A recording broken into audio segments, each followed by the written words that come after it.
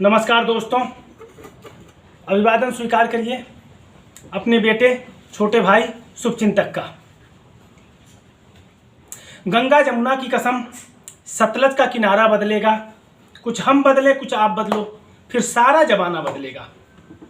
मेरे साथियों, आपका ये छोटा भाई संजय सिंह राणा, राष्ट्रीय अध्यक्ष भारतीय सर्वधर्म पार्टी, जिसका उद्देश्य है कि देश के नौनिहालों को अच्छी गुणवत्तापरक शिक्षा निःशुल्क उपलब्ध कराना, अपने इस उद्देश्य को लेकर के आपका ये छोटे भाई संजय सिंह राणा पिछले 13 वर्षों से संघर्षरत है। सरकार ने आपके इस छोटे भाई बेटे शुभचिंतक का हौसला तोड़ने का हर संभव प्रयास किया। यहां तक कि सरकार के द्वारा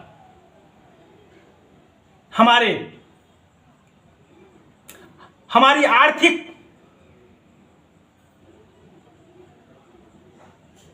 व्यवस्था पूरी तरह से तोड़ दी गई, हमें रोड पर लाकर खड़ा कर दिया गया, लेकिन आपके इस छोटे भाई शुभचिंतक बेटे का हौसला नहीं तोड़ पाई। मैं आज भी 26 अप्रैल 2022 को अपना व्यवसाय बुलडोजर के द्वारा गिरा जाने के बावजूद, बेरोजगार होने के बावजूद, अपने उद्देश्य की प्राप्ति के लिए निरंतर आगे बढ़ता चला आया हूं। और आज पिछले 10 दिनों से एक नए रोजगार को लेकर के आपके बीच अपनी विचारधारा पहुंचाने के लिए जन जन से मिल रहा हूं, लेकिन मैंने अपने कदम पीछे नहीं खींचे, क्योंकि जिस उद्देश्य को लेकर के आया हूं वह निस्वार्थ भाव से देश को विश्वगुरु बनाने के लिए, वह उद्देश्य एक अहम भूमिका है। क्योंकि कहा जाता है कि शिक्षा के अभाव में किसी भी राष्ट्र का विकास संभव नहीं है, और हमारे देश में हमारी राजनीतिक पार्टियों के द्वारा, हमारी सरकारों के द्वारा शिक्षा का व्यवसायीकरण इस प्रकार किया जा रहा है कि शिक्षा आम नागरिकों की पहुंच से दूर होती चली जा रही है। और जब हम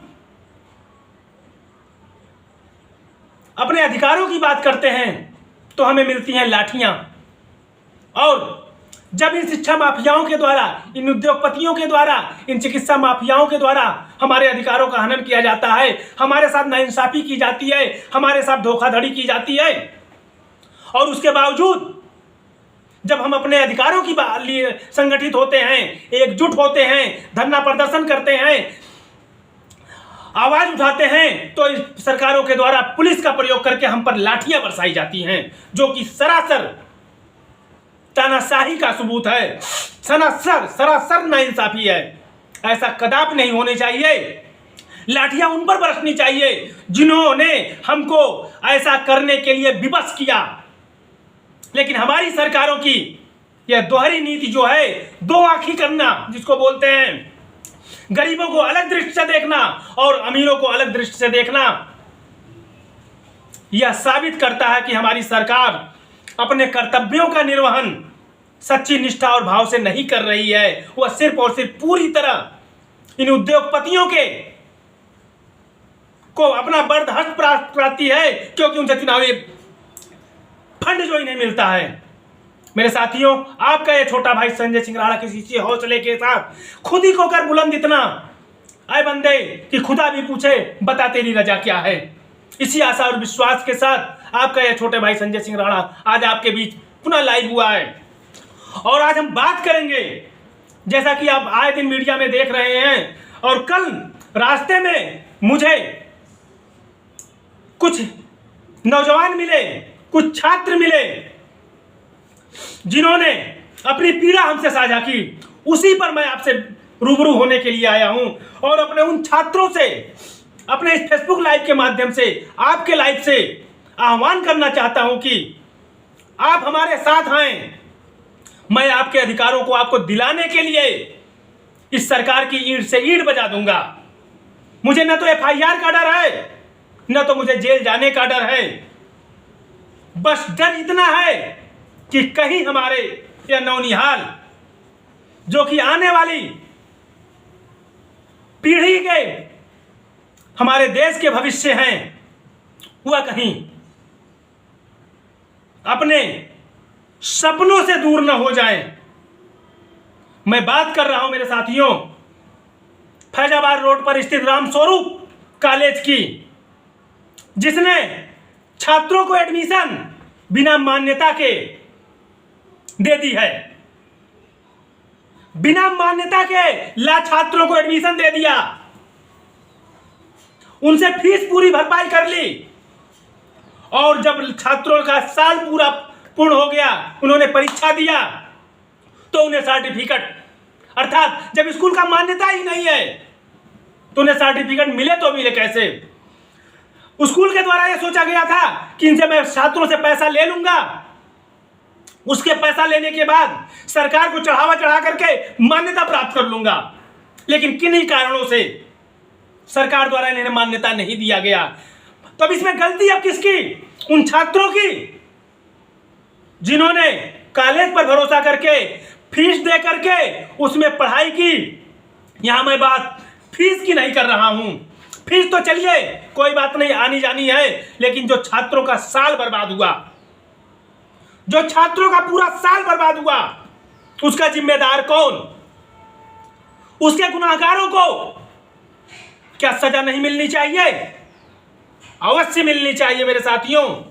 लेकिन और अपने अधिकारों के लिए जिन छात्रों का साल बर्बाद हुआ, जब उन छात्रों ने संगठित होकर के पर सरकार को अपनी बात पहुंचानी चाहिए प्रदर्शन के नाम पर, क्योंकि हमारे यहाँ जो यह अंधी और गूंगी सरकार है, जो यह अंधी और गूंगी सरकार है, चाहे वो केंद्र की हो, चाहे वह राज्य की हो, चाहे वह पूर्ववर्ती सरकारें रही हो, चाहे वह कोई भी सरकार हो, जो सिर्फ आंखों पर पट्टी बांध करके कानों में रुई डाल करके सिचुएशन का मजा तब तक लेती है जब तक पानी सर से ऊपर न बहने लगे, अर्थात हम विवश होकर के कानून को अपने हाथ में न लेने लगे, तब तक यह गूंगी और बारी सरकार जो है कोई एक्शन नहीं लेती है।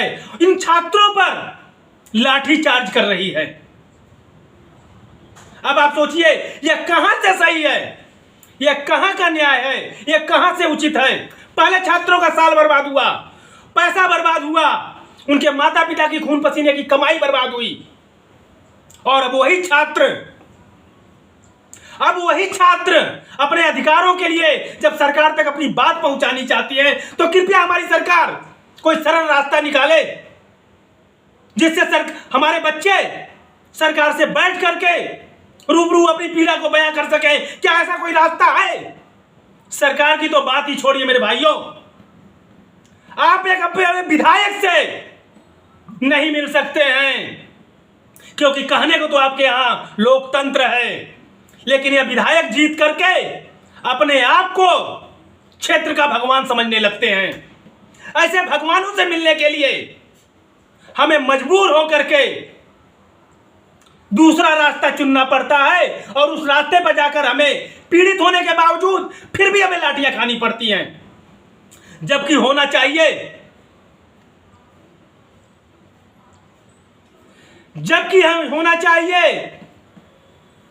ये हमारे एसके न्यूज वाले भाई साहब हैं, वो कह रहे हैं हमें भी लाइव में जोड़िए, लेकिन मैं आपसे कहना चाहूंगा इतनी जानकारी तो मुझे नहीं है कि लाइव में जोड़ते कैसे हैं, कृपया हमें बताएं।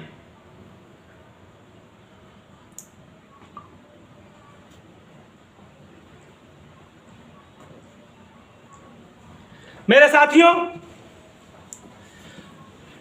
जबकि होना यह चाहिए कि हमारी सरकार के द्वारा, जिस कॉलेज प्रशासन के द्वारा, जिस कॉलेज व्यवस्थापक के द्वारा, जिस कॉलेज माफिया के द्वारा ऐसा घृणित कार्य किया गया है, बच्चों को गुमराह किया गया है, उनका समय और पैसा बर्बाद किया गया है, उनकी मेहनत को बर्बाद किया गया है, उस कॉलेज को तत्काल उसके व्यवस्थापक को, उसके एडमिनिस्ट्रेशन को गिरफ्तार कर जेलों में भेजना चाहिए, जिससे फिर कोई ऐसी घृणित कार्य न करने पाए। और कॉलेज सरकार ने थोड़ा खाना पूर्ति करते हुए एफआईआर तो दर्ज कर लिया है, लेकिन एफआईआर दर्ज होना क्या काफी है? उद्योगपतियों के नाम माफियाओं के नाम, नेताओं के नाम हजारों एफआईआर दर्ज होते हैं। यहां तक कि वो हाई कोर्ट के नोटिस को भी नजरअंदाज कर देते हैं।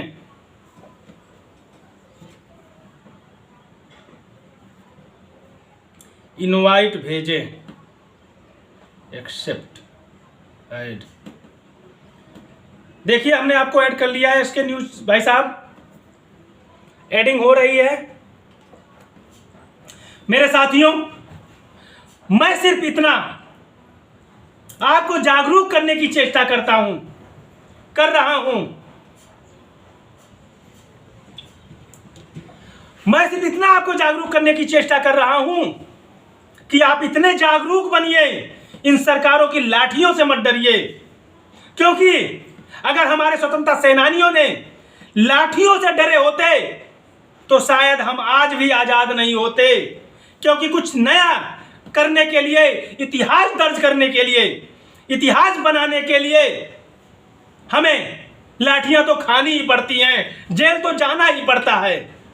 लेकिन इन सरकारों की तानाशाही पर वही लाठियां वज्रपात करती हैं। क्या मामला है आपका, पूरा बताएं। मैं चाहता हूं कि आप पूरा मामला बताएं, कैसे क्या हुआ था। ठीक है सुरेंद्र भाई, अभी हम आपको कॉल करते हैं। ये हमारे लखनऊ के रामस्वरूप स्कूल का मामला है, कॉलेज का, जहां बिना मैं आपके लाइव में ज्वाइन हूँ। बताएं जो है पूरा मामला क्या है और आपकी समस्या क्यों सुनी नहीं जा रही है। ये समस्या हमारे छात्रों की है, मेरा व्यक्तिगत नहीं है सुरेंद्र भाई। मेरे साथियों, आप थोड़ा नेटवर्क में हो, क्योंकि आपका फोटो नहीं